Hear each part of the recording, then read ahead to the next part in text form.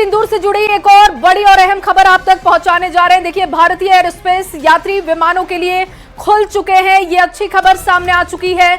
32 airport के लिए जारी चेतावनी रद्द की गई। एयरपोर्ट अथॉरिटी ऑफ इंडिया ने जारी किया है निर्देश। ये बड़ी खबर आपको बता दें, जब स्थितियां सामान्य हो गई हैं तो भारतीय एयरस्पेस यात्री विमानों के लिए खुले 32 एयरपोर्ट के लिए जारी चेतावनी रद्द की जा चुकी है और जनता के लिए यह सुविधा अब फिर से ला दी गई है कि वो विमानों का इस्तेमाल कर सकते हैं। 32 आपको बता दें कि एयरपोर्ट्स के लिए यह चेतावनी थी, जिसको अब जब स्थितियां सामान्य हुई है तो फिर से इस पर निर्देश दे दिया गया है। एयरपोर्ट अथॉरिटी ऑफ इंडिया ने जारी किया है निर्देश कि विमानों का इस्तेमाल हो सकता है। भारतीय एयरस्पेस यात्री विमानों के लिए खुल चुके हैं। बिहार की धरती से प्रधानमंत्री नरेंद्र मोदी ने जो ऐलान किया था उसे उन्होंने करके दिखा दिया है। पीएम मोदी के नेतृत्व में सेना ने पाकिस्तान में घुसकर आतंकियों को मिट्टी में मिला दिया है। आतंकवाद के खिलाफ ऑपरेशन सिंदूर को लेकर बीजेपी सांसद संबित पात्रा ने प्रेस कॉन्फ्रेंस किया और कहा कि ऑपरेशन पूरी तरीके से सफल रहा और प्रधानमंत्री ने 24 अप्रैल को मधुबनी के मंच से आतंकियों को मिट्टी में मिलाने की जो सीधी चेतावनी दी थी उसे उन्होंने पूरा करके दिखाया है। सेना ने ऑपरेशन सिंदूर के जरिए पहलगाम हमले का बदला लिया। जनता ने उस समय एक मांग रखी कि आतंकवाद के ऊपर हमला हो, हमें बदला लेना है पहलगाम के इस आतंकवादी हमले का। प्रधानमंत्री ने बिहार की भूमि से ऐलान किया और ये वादा किया कि मैं वादा करता हूं कि जो आपकी इच्छा है कि आतंकवाद के खिलाफ हमला होगा, हम पहलगाम के इस आतंकवादी हमले का बदला लेंगे। We will avenge the death of 26 people. प्रधानमंत्री ने कहा ये जो बदला होगा यह आतंकवादियों के कल्पना से बाहर का बदला होगा और जो बदला हुआ वो आतंकवादियों के कल्पना के बाहर का बदला था। प्रधानमंत्री जी ने कहा कि हम घुस के मारेंगे और मिट्टी में मिलाएंगे आतंकवादी के ठिकानों को, और आतंकवादियों के ठिकानों को प्रधानमंत्री नरेंद्र मोदी जी के निर्णय ने और हमारे सेना के अदम्य साहस ने मिट्टी में मिलाने का काम किया।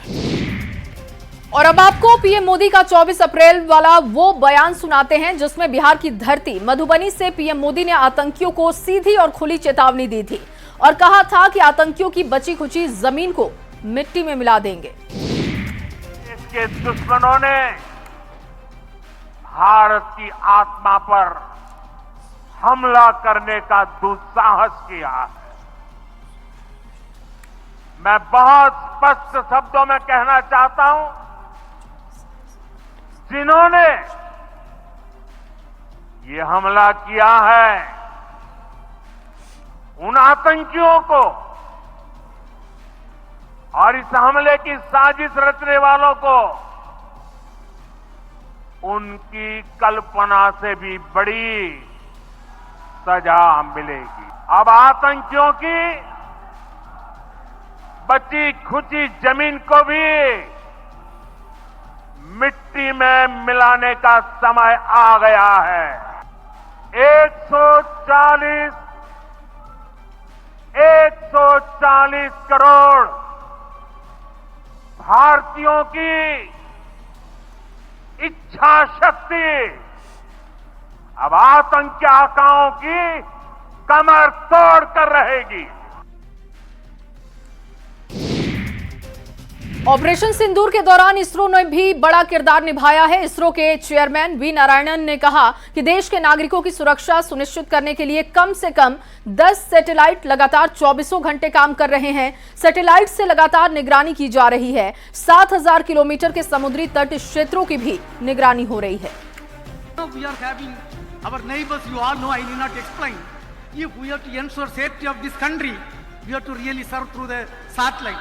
We have to monitor the entire 7,500 kilometer seashore area. We have to monitor, and the entire northern part we have to monitor continuously.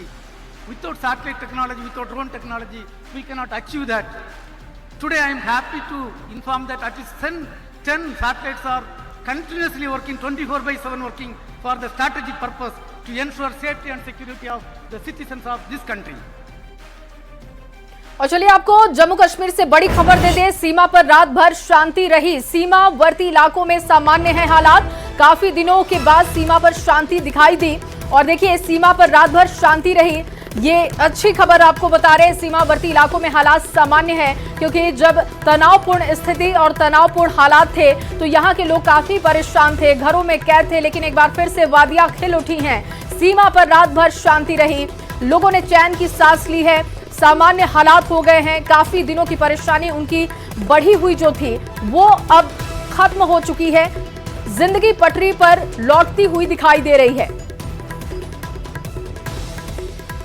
और राजस्थान के जैसलमेर में पाक ड्रोन के सेल को नष्ट किया गया है। जटवाई गांव के पास बम निरोधक दस्ते ने इसे नष्ट कर दिया।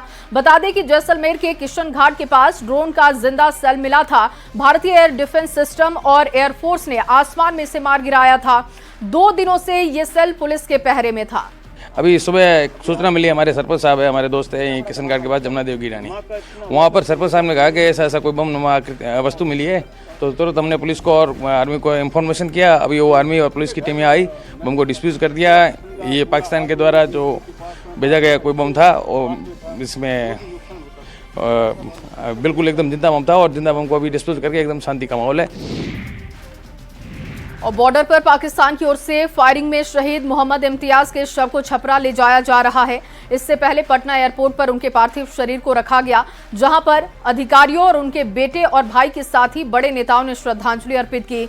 मुख्यमंत्री नीतीश कुमार की ओर से मंत्री श्रवण कुमार ने शहीद इम्तियाज को श्रद्धांजलि अर्पित की।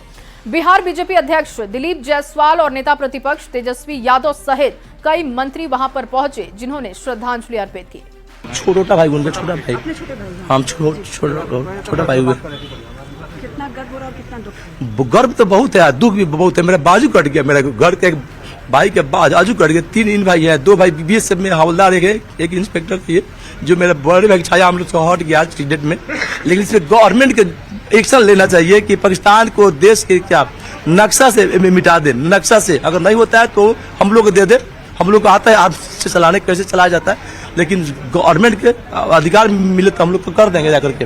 बिल्कुल अपने फादर पे गर्व है और उन सारे शहीदों पे गर्व है जिन्होंने देश के लिए बलिदान दिया। बस सरकार से इतना चाहता हूँ कि उनको जो है कड़ी से कड़ी सबक सिखाई जाए, क्योंकि ये जो बार बार जो ये धोखाधड़ी करते हैं जो हमारे जवानों के साथ, ये गलत करते हैं, ये बहुत गलत करते हैं। क्योंकि आज जो है इस अटैक में एक बेटा अपना बाप खोया, एक वाइफ अपना हस्बैंड खोई, ना जाने कितनों ने कितनों को खोया। बहुत वो मैं समझ पा रहा हूँ। ये इस दर्द को कोई नहीं समझ सकता, इस दर्द को कोई नहीं समझ सकता। जिसका जाता है उसको सिर्फ पता होता है। और वहीं भारत पाकिस्तान के बीच संघर्ष विराम की घोषणा के बाद राहुल गांधी ने प्रधानमंत्री मोदी को पत्र लिखा है और कांग्रेस की तरफ से केंद्र सरकार से संसद का विशेष सत्र बुलाने की मांग उन्होंने की, ताकि विशेष सत्र में ऑपरेशन सिंदूर के साथ ही सीज फायर और सीमा पर मौजूदा हालात को लेकर चर्चा की जा सके। ऑपरेशन सिंदूर और सीज फायर को लेकर राहुल गांधी और तेजस्वी यादव ने पीएम मोदी से संसद का विशेष सत्र बुलाने की मांग की है, जिस पर दिलीप जायसवाल ने तंज कसा। जायसवाल ने कहा कि विपक्ष के पास राजनीति के अलावा कुछ नहीं। उन्होंने तेजस्वी पर तंज कसते हुए कहा, पहले वो लैंड फोर जॉब और चारा चोरी मामले में सवालों का जवाब दे। इन लोगों को देश में दिमाग नहीं लगाना चाहिए। अपना लैंड फॉर जॉब स्कैम में जो है और चारा चोरी का इस सब का अपना काम करें, जवाब दें। इनको जो है उस सब पर दिमाग नहीं लगाना है। इनको तो दिमाग लगाना है जो देश को लूटे हैं, तो उसके बारे में वो न्यायालय में जवाब दें पहले। अभी देश से ज्यादा मतलब नहीं रखना। नहीं, इनको तो अपना जो लूटे हैं पहले, या तो लूटा हुआ पैसा सरकार को लौटा दें, तो उससे क्या है कि देश चलेगा अच्छा से। और ये सब क्या है, इस सब को तो कोई काम नहीं है। और चलिए अब आपको एक बड़ी खबर दे दे। पाकिस्तान में भूकंप के झटके महसूस किए गए हैं। इस वक्त की बड़ी जानकारी आपको दे रहे हैं। पाकिस्तान में भूकंप के झटके महसूस हुए हैं। पाकिस्तान में 4.6 तीव्रता का भूकंप महसूस किया गया। ये बड़ी खबर, पाकिस्तान में भूकंप के झटके महसूस किए हैं और आपको बताएं कि तीव्रता 4.6 बताई जा रही है। हालांकि तीव्रता बहुत ज्यादा नहीं है, लेकिन पाकिस्तान में भूकंप के झटके लोगों ने महसूस किए, जिससे कि वो दहशत में दिखाई दिए। लोग अपने घरों से बाहर निकल गए। जान माल के नुकसान की अब तक कोई जानकारी नहीं है। तीव्रता बहुत कम है। उम्मीद है कि नुकसान नहीं हुआ होगा, लेकिन इस भूकंप के झटके की वजह से पाकिस्तान के लोगों में डर का माहौल दिखाई दिया। और चलिए एक और बड़ी और अहम जानकारी आपको दें। शेयर बाजार में उछाल देखने को मिला। भारतीय शेयर बाजार में बढ़ी बढ़त। सेंसेक्स 2700 अंक बढ़ा है, जबकि निफ्टी की बात की जाए तो 800 अंक ये भी बढ़ा। ये बड़ी खबर आपको दे रहे हैं। देखिए एक बार फिर से शेयर मार्केट में उछाल और सेंसेक्स 2700 अंक बढ़ा है, जबकि निफ्टी भी 800 अंकों के पार है। अमेरिका और चीन के बीच जारी ट्रेड वॉर में बड़ी नरमी देखने को मिली। इस वक्त की बड़ी खबर, दोनों देशों ने आयात निर्यात पर लगे भारी टैरिफ में अस्थायी कटौती करने का फैसला किया है। अमेरिका ने चीनी सामानों पर शुल्क 145% से घटाकर 30% कर दिया है। बहुत बड़ी खबर। देखिए 145% जो टैक्स लगाया गया था उसे अमेरिका ने कम करते हुए 30% कर दिया, जबकि चीन ने अमेरिकी आयात पर टैरिफ 125% से घटाकर 10% कर दिया है। यह फैसला 90 दिनों के लिए लागू रहेगा। देखिए स्थितियां दोनों के बीच सामान्य हुई हैं, लेकिन 90 दिनों का अभी भी ये फैसला होगा और दोनों की तरफ से भारी कटौती टैरिफ में देखने को मिली। और विराट कोहली से जुड़ी एक बड़ी खबर। विराट कोहली ने टेस्ट क्रिकेट से संन्यास लिया। विराट कोहली का टेस्ट क्रिकेट से संन्यास का ऐलान हो चुका है। कोहली ने अपने करियर में 123 टेस्ट मैच खेले। विराट कोहली ने 123 टेस्ट में 9,230 रन बनाए। विराट कोहली का अपने करियर में 30 शतक भी रहा है। इंग्लैंड दौरे से पहले भारत को बहुत बड़ा ये झटका है। कोहली ने सोशल मीडिया पर लिखा, मैंने टीम को अपना बेस्ट दिया, मैंने क्रिकेट को अपना सब कुछ दिया, टेस्ट करियर को मुस्कुराते हुए अब मैं देखूंगा। विराट कोहली आईपीएल और वनडे खेलते रहेंगे। और बुद्ध पूर्णिमा के मौके पर पटना में एक कार्यक्रम का आयोजन हुआ, जिसमें सीएम नीतीश कुमार भी शामिल हुए। बुद्ध स्मृति पार्क में आयोजित कार्यक्रम में भगवान बुद्ध की पूजा अर्चना हुई। मुख्यमंत्री ने भी करुणा स्तूप में भगवान बुद्ध की पवित्र स्थली के सामने पूजा अर्चना की, परिक्रमा भी किया। डिप्टी सीएम सम्राट चौधरी, विजय सिन्हा के अलावा मंत्री विजय चौधरी भी वहां मौजूद रहे।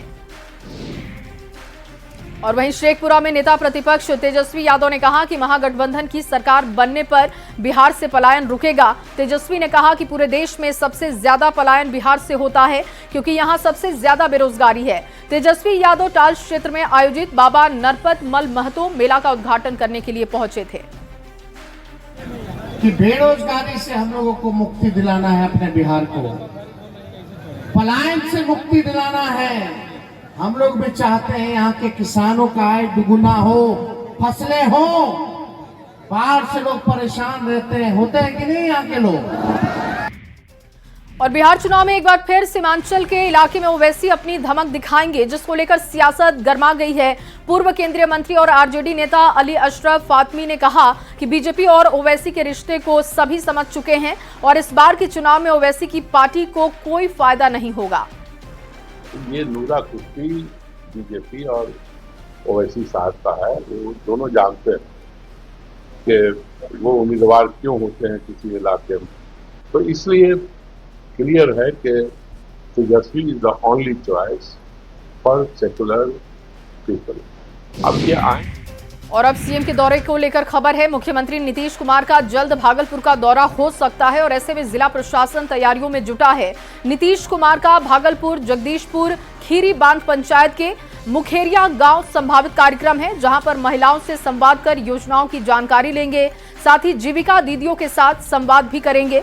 हालांकि मुख्यमंत्री के आगमन को लेकर जिला प्रशासन की ओर से औपचारिक घोषणा नहीं हुई है। भारत पाकिस्तान के बीच सीज फायर के बावजूद बिहार के सभी संवेदनशील क्षेत्रों में हाई अलर्ट जारी है। खासतौर से नेपाल से लगे सीमावर्ती इलाकों में पैरा मिलिट्री और जगह जगह पर बिहार पुलिस के जवान लगातार पैनी निगाहें बनाए हुए हैं। पटना एयरपोर्ट पर भी सीआईएसएफ के जवान मुस्तैदी से डटे हुए हैं। डॉग स्क्वाड की टीम भी लगातार अलर्ट मोड पर है। और चलिए बांका से आपको बड़ी खबर दे। बारातियों से भरी एक बस हाई टेंशन तार की चपेट में आ गई, जिससे 2 लोगों की जान चली गई, जबकि इस हादसे में बताया जा रहा है कि करीब 20 लोग झुलस गए। गंभीर रूप से झुलसे लोगों को देवघर रेफर किया गया है। घटना जयपुर थाना क्षेत्र के कोल्हासार पंचायत के पास की बताई जा रही है। शादी समारोह के बाद बारातियों से भरी बस बौंसी लौट रही थी और तभी काला डिंडा गांव के पास ये हाई टेंशन तार की चपेट में आ गई, जिससे एक बड़ा हादसा हो गया। और